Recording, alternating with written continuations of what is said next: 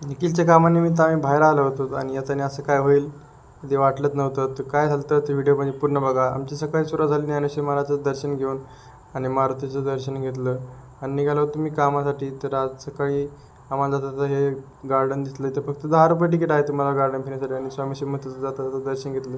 पहिली ऑर्डर आली होती. पहिली ऑर्डर आम्हाला लवकर होईल अशी कधी झालंच नाही.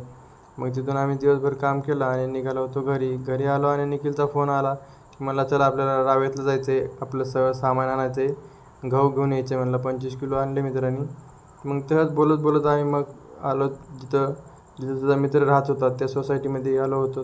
मग तिथून एंट्री केली आणि मध्ये आलो त्याच्या घरात आलो तर त्याची मस्त टी व्ही वगैरे चालू होती आणि टी व्ही पण एक कार्यक्रम चालू होता. तर मग त्याने मस्त चहा वगैरे दिला आणि मग 1 घंटा बोलून आम्ही मग आता म्हणलं चला जेवण करून जा. मग मस्त त्याने हॉटेलवर आम्हाला जेव पण घातलं आणि परत आणून आम्हाला घरी आणून सोडलं. मग तिथून आम्ही शाईन घेतली आमची आणि आम्ही निघालो होतो घरी.